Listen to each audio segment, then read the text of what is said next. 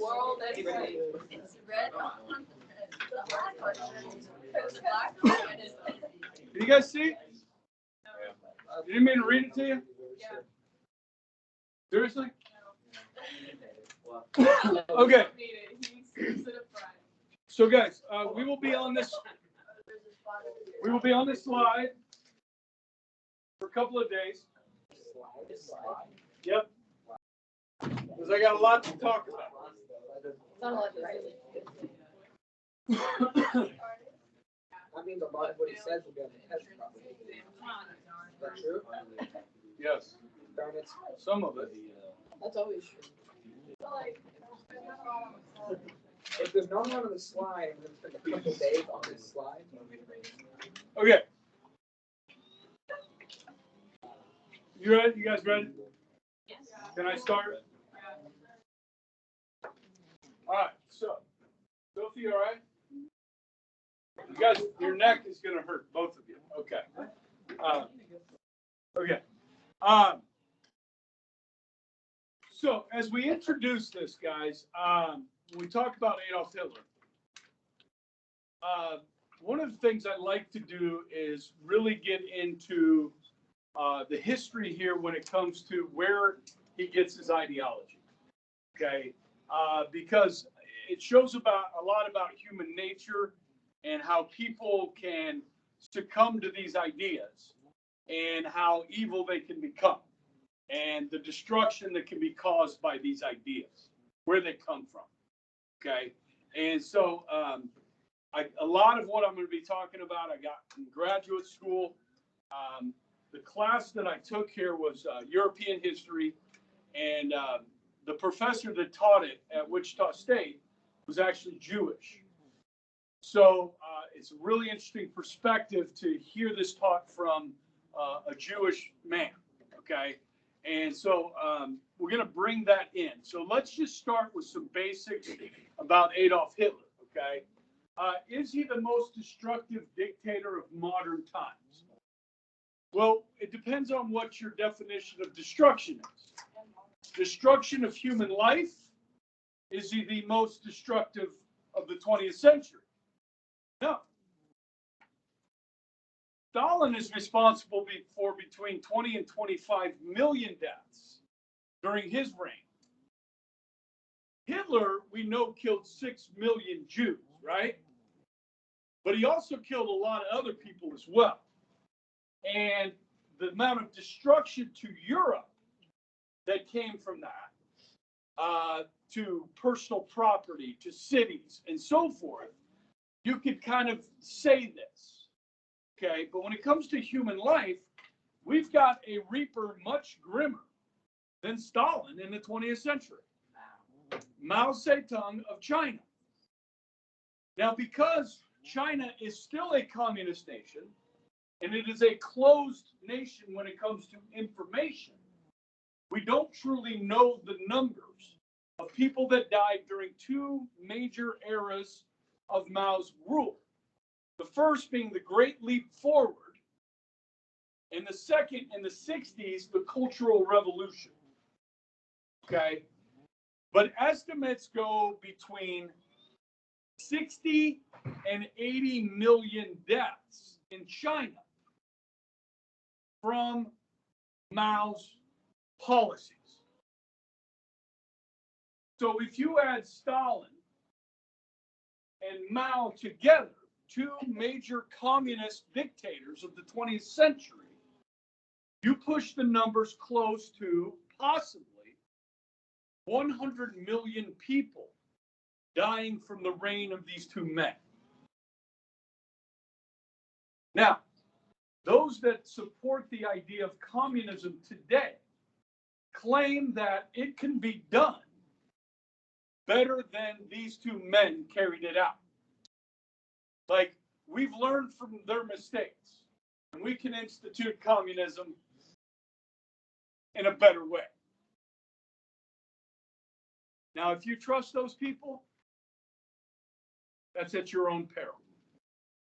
You understand that, right? But guys, I've talked about communism a little bit in this class already. But your parents and I grew up during the Cold War. And what you are witnessing right now, 2022, is maybe the beginning of another Cold War. Hopefully it's not a hot war. Okay? Russia economically cannot compete with the United States at this point in time. Taking the Ukraine will help Russia compete internationally against the United States, Europe, and China. Okay, because Ukraine is a very wealthy country. Okay, and you know, Putin will have access to that if he wins. All right, which could increase his military spending, his nuclear arsenal, things like hypersonic weapons, and so forth. Okay, which could create another Cold War. Yes? Now, so I'll talk a little bit more about Stalin and Mao later on, but we know Hitler was very, destructive, guys. So let's look at him. He was born in Austria here in 1889. Okay. Now, a couple things you need to know historically what was going on at the time in 1889 when he was born. Do you know when the unification of Germany took place? Okay, about 1871, the unification of Germany and the unification of Italy, roughly the same time. Now, what does that mean, unification of? Yeah, the modern nation state of Germany is born, right?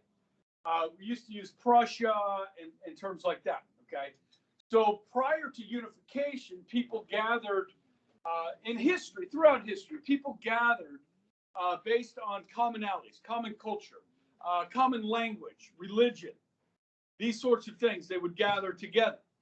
With unification, you get a flag, you get a name, you get an ethnicity, a group of people that identify as one, as the Ukrainians are doing right now. Although Ukraine has only been a nation for about 32, 33 years, there seems to be quite a bit of Ukrainian pride going on right now. Okay, and so that was certainly the case with Germanic-speaking peoples. So Hitler was not German, but he spoke German. You understand? Okay, so Germanic-speaking peoples is what we're looking at here, or a German term that is used. Did any of you guys take German, by the way? I'm a German 3. I'm a 3. 3? Yes. Okay. All right, Gabby. Volkish. Volkish. Folk. Folkish. No, because the V is an F. The V is an F. And then the O is like an E. Okay, if this is an F. Folkish. What was that, Gabby? As somebody that speaks English, how would you pronounce this? This was an F. Folkish. Folkish. Or, you guys know, you heard of folk music, right? Yes. Okay.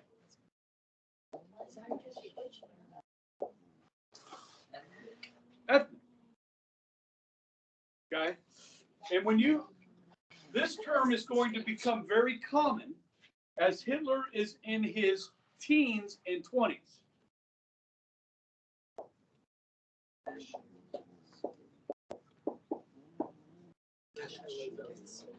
You guys with me here? So people that identify with this folk, or this folk, this group of people, okay, and their nationalism, their pride in that. Yes? Is there anything wrong with patriotism? No. What about hyper-patriotism?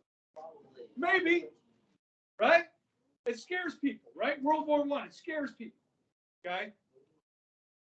Nationalism has become a dirty word in our lexicon, okay? So he's born in Brunau, Austria. Brunau is a border town between Austria and Germany. Okay. And so a lot of people in Brunau speak German. There is an Austrian language. Okay. Now, did you know there's a Luxembourg language? Okay. That's crazy. All right. All three people. What was it? Hang on a second. I was watching something the other day. It was a news reporter from the Ukraine. And he kind of went viral because he gave the news report in 5 languages. Okay, like the same report in 5 languages. And one of them was Luxembourgian, whatever that language is called. Okay, people like, and then he's kind of a good looking guy. And so like, people like, check out this guy that speaks Luxembourgian. All right. But anyhow, so this folkish nationalism, and being born in Brunei. Okay, so Hitler, just a little bit about him here, okay? He's a high school dropout, but more than that, as a child, we know a little bit about him. This is actually a picture of Hitler in elementary school, okay? And who knew, right? Who knew what he was going to become, right? The 5th grade, he had to repeat. Now, do we do that anymore? Like kids not ready to go to the next grade, we hold them back? Yeah. That happened to you? What grade? That was a long time ago. They still do it. Okay. Michael Johnson. Like what year? Kindergarten? She did kindergarten. Yeah, they do it in kindergarten. We did that with my son in kindergarten. Michael Johnson skipped a grade. Who? Michael Johnson. Oh, yeah. What grade did you skip? I skipped 5th grade. You skipped what? Oh, they did it to Dalton Fisher. Yeah, Dalton Fisher. When Dalton moved here from Ohio, Yeah. and he was supposed to be like a year ahead of us, but then he tested like a year below us, so they put him in our grade. Yeah, it happens, right? I mean, everybody develops at a different age. It's not something that, listen, that's the stigma. You guys are freaking laughing at people. Listen, what we need to do is hold people back when they're not ready to go to the next one because they fall behind and they continue to fall behind. And that's going to cause all kinds of problems for that person. But the stigma of being held back, screw it. Hold them back. You're doing more harm than good. Oh, but we have to worry about their self-esteem. No, let's worry about where they can read and write. Are you with me on this? Yes. Now, you guys all have this all written down so I can turn on the light. Yeah. Okay. I'm not even ready. So, 5th grade. The 9th grade, he transferred schools. Now, his father, Hitler liked to claim he came from poverty because it always makes a rags to riches story always makes for a better story, right? Middle class to riches doesn't make that good of a story, right? Hitler was middle class. His family was middle class. His dad worked for the government. He was a customs agent at the border. You guys know customs, right? Yeah. Okay. And so he had a pension, he had a stable job, stable income. So this crap about him being, rags to riches is BS is what it is. Okay. They own their own home and a secure family. Now, his father was a disciplinarian. Okay. We look at this. Okay. So was the disciplinary father what caused Hitler to become a mass murderer? Some of you have stern fathers. Maybe? Yes? Yeah. Or mothers? Yeah. Oh, both. Yes. Jewel? Okay. You have stern parents? My mom's mean, but my dad isn't. Fear the mother. She's the dragon lady? She's huge. She's swole. She could beat me up. Her arms are bigger than yours must be, right? Wow. Yeah. She lives? Yeah. Sweet. A lot. Scary. Jewel never misses her. I had, do you have grandparents, Jewel, Yeah. in Wichita? Yeah. I think your grandfather friended me on Facebook. He knows how to use Facebook. Well, there was a farm. He that recently friended me, and so I accepted it. He just got like an Did you actual stalk it? smartphone like last Huh? year. You stalk it? I don't know. What stocks he said? I'm probably friends with one of his kids or something. Just stalk it real quick. No, I'm not doing that. Okay, now, Stern father. when Hitler was 14, his father died.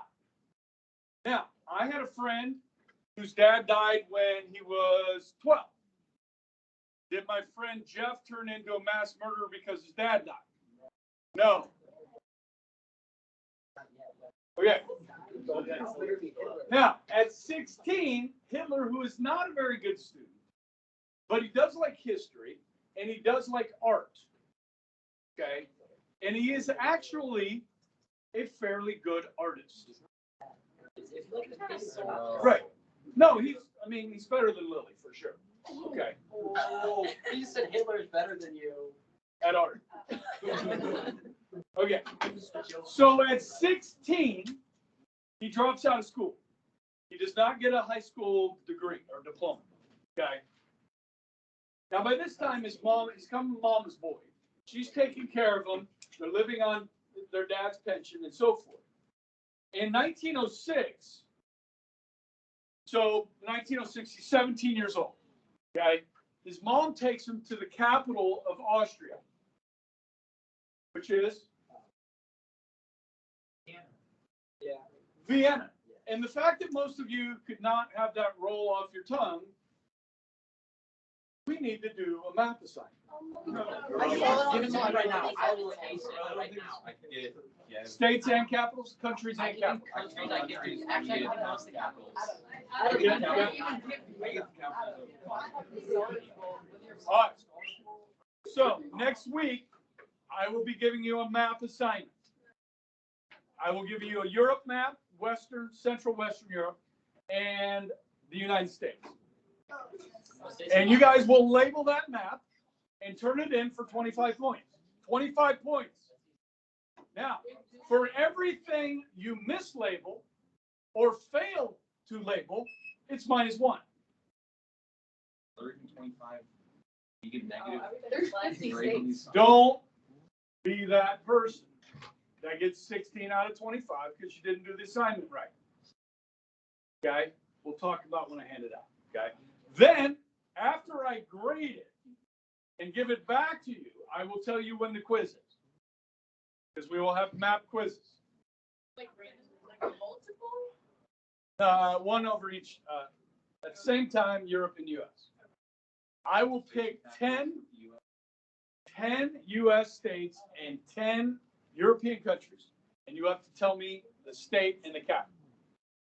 Just this. No. This is honors. Regular just has to know the countries and states. That's easy. I know. I can do that in my sleep. Pull up. They can't. All right, now, Don't test me. That was we're not doing that. Capital of Albania. So they go to Vienna. Capital of this. Stop. I just did right now, but this is like an interesting. Albania is Triana.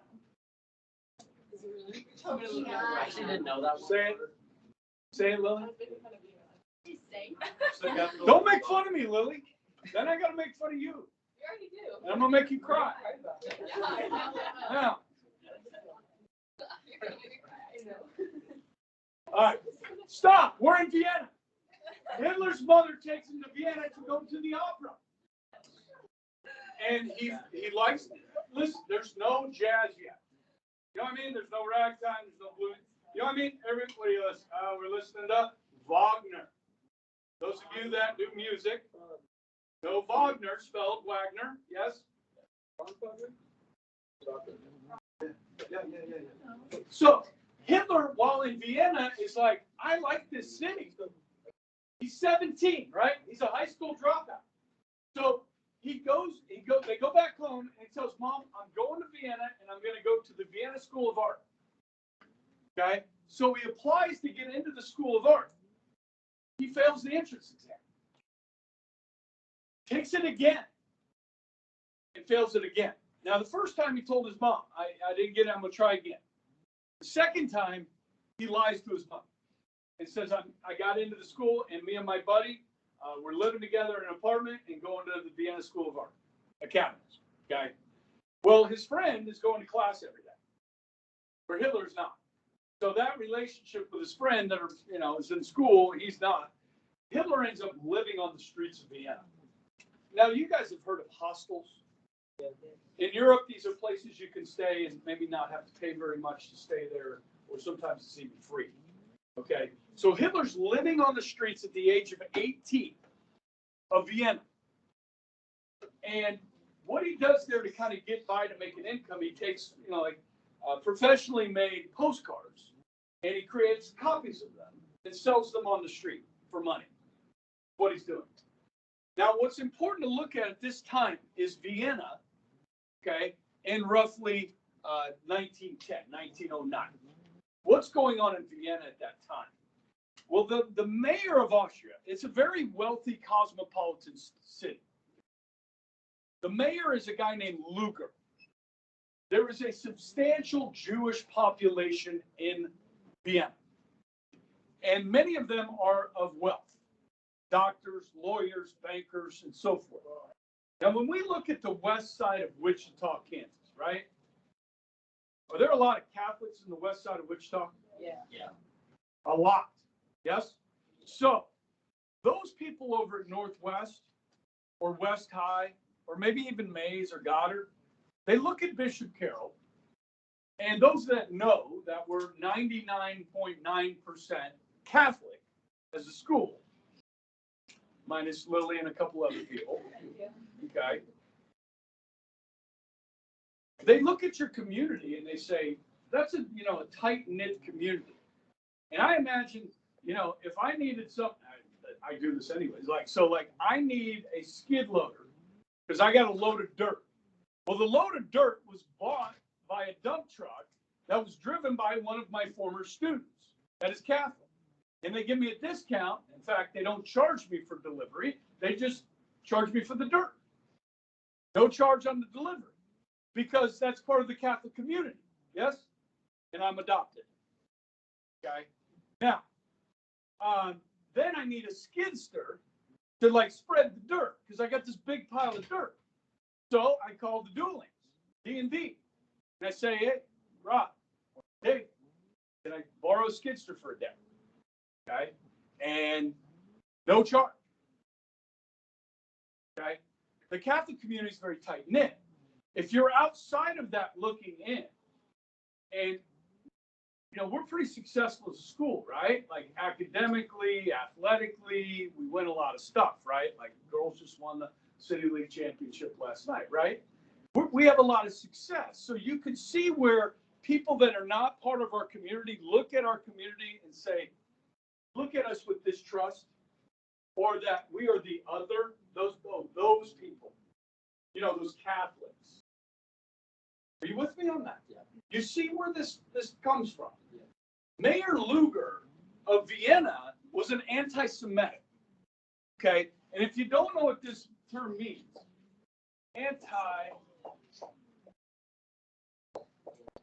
Lily, who were the Semites in the Bible?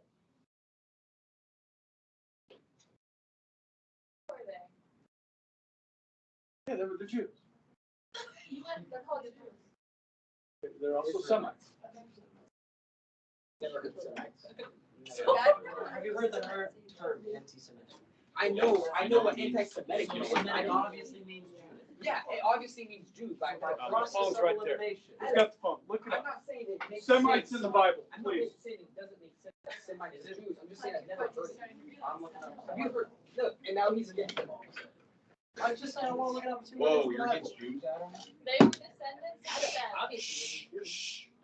Descendants of what? One of them- Shem. one of- You know Shem, don't you, Lily? Shem? That means name. Shem. That means name. Noah's son was. Okay. Now,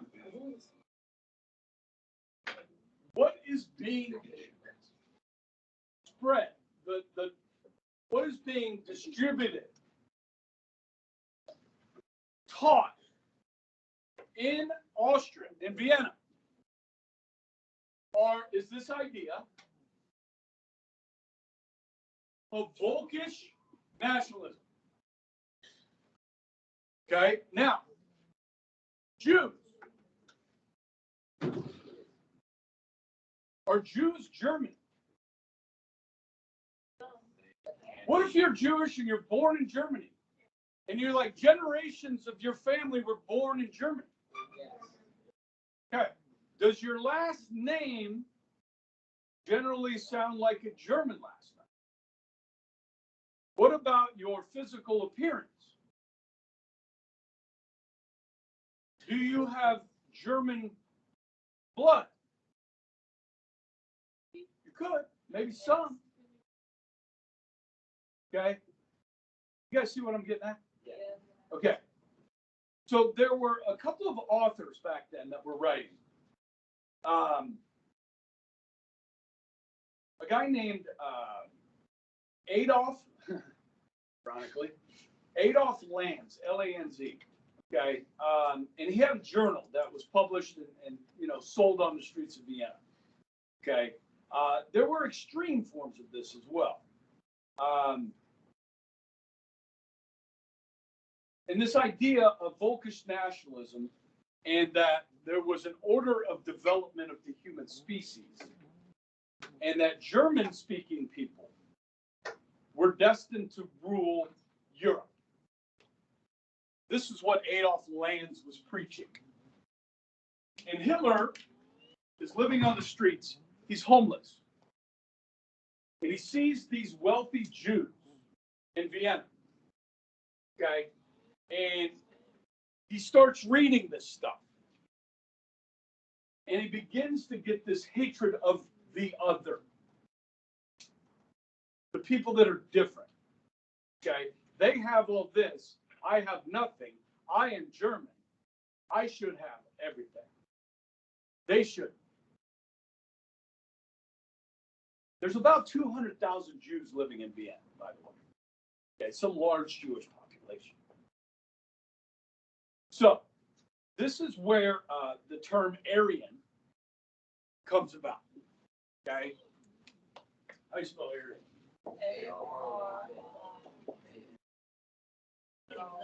A-R, my name was A in front of it. I don't think there's an I. There's no Just I. A-R. Get rid of the I. Get rid of the I. Yeah. You guys know where that term originates? Yes,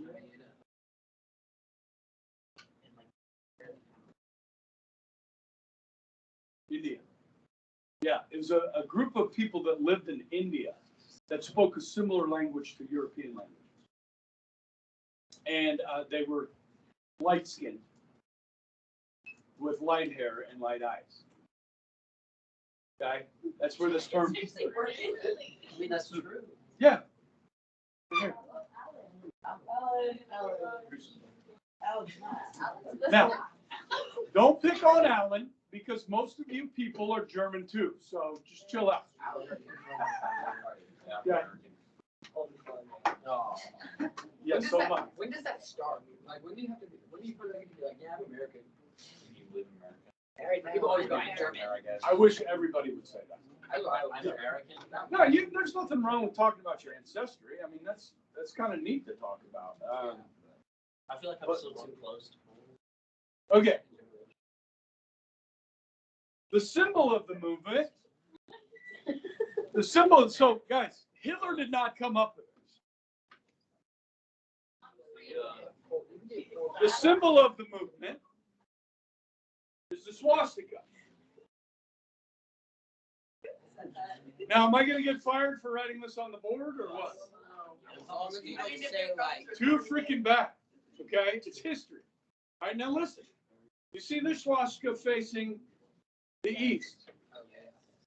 This one facing the west. You know where this originates? Again, ancient India. This is the farthest back we can trace this symbol, where one represents the rising sun and the other represents the setting sun. Rising, setting. And then, yeah, the ones the Nazis will be tilted on their axis. Okay, but still, this isn't some, brilliant symbol that Adolf Hitler came up with. Okay. Now, all right. So with this, guys, how much time do I have? 3 minutes. No, wait. 15 minutes.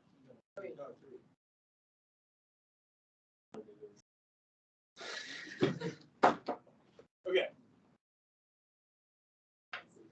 Let's get this in, and then I will expand on this on Monday, okay? In 1859,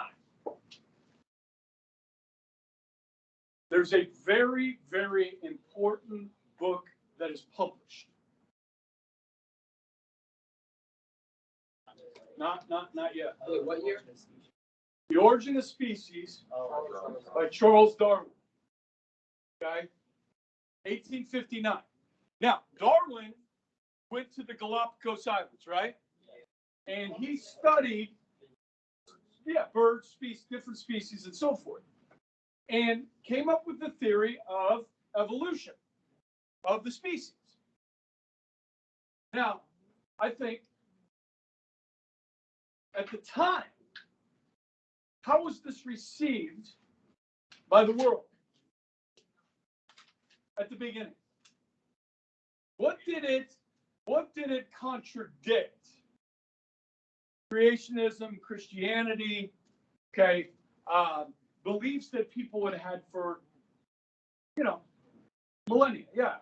So with that, when you tie the ideas of Darwinism to the human race, in the animal kingdom, we can, we see this with our own eyes and so forth. You guys know the human race is getting taller as a human race, yes? Okay, what is that? That's called evolution, right? Yes? So we can see it with our own eyes, scientifically. Now, when you transpose that to human beings, Darwinism, what is that generally called? Okay, good. Social Darwinism. Okay, this plays a big role in all of this. Social Darwinism.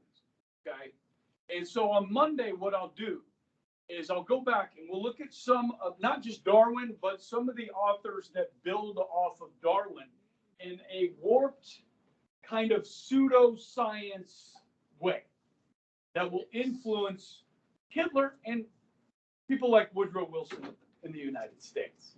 Okay? So look forward to that on Monday, and we won't get much farther than that on Monday either. Okay? I don't have all that stuff in my notes. Good? You guys have a wonderful weekend, and we'll see you 7th hour, after 7th hour, on the hardwood. Are you playing? Yes. Are you playing? No. I don't have any sweatbands. What do you sweat? We're gonna probably have extra, don't worry.